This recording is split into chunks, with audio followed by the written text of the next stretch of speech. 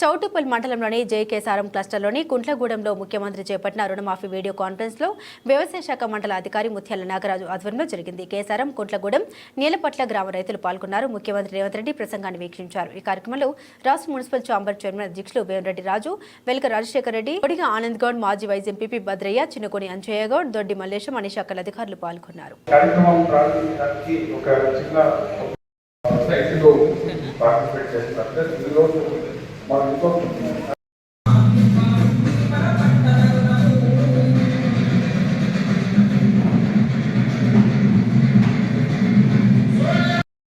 అన్ని రైతులకి తీసుకెళ్లాలన్నది వ్యవసాయ శాఖ యొక్క ఉద్దేశంతో సో మీ సపోర్ట్ ఈ సంవత్సరం ఇది రాదు జరగదు అని చెప్పి ఆ నిర్ధారణ వచ్చి పెద్ద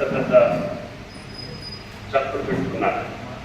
వాడు పదవులే కోల్పోయేటటువంటి రీతిలో వాడు సవాల్ చేశారు.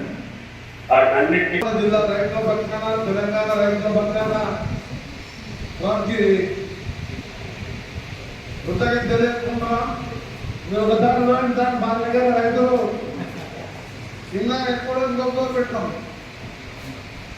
మేము ఎవరికి ఎక్కుతుందని చెప్పలేదు.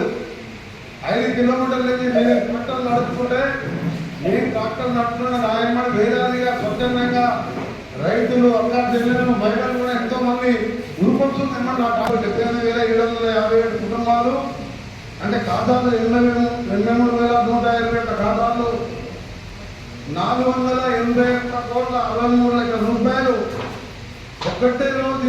ఈ రోజు మాకు మా రుణ విముక్తి కల్పించిన మీకు, మా జిల్లా రైతాంగం పట్టిన గౌరవ ముఖ్యమంత్రి గారికి వడ్డీకి సరిపోయింది.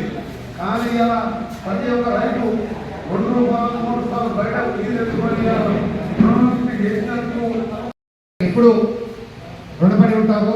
అదేవిధంగా వ్యవసాయం చేయాలనే సంకల్పాన్ని మాకు కల్పించాలి. ఇలాంటి వాళ్ళు ఎప్పుడూ మీరు చల్లగా ఉండాలి. వ్యవసాయంలో కష్టం వచ్చిందని అప్పుడు చదివిస్తాం సార్, పిల్లలు చదివించుకుంటే బాగా భవిష్యత్తు ఉంటుంది. చదివిస్తాం.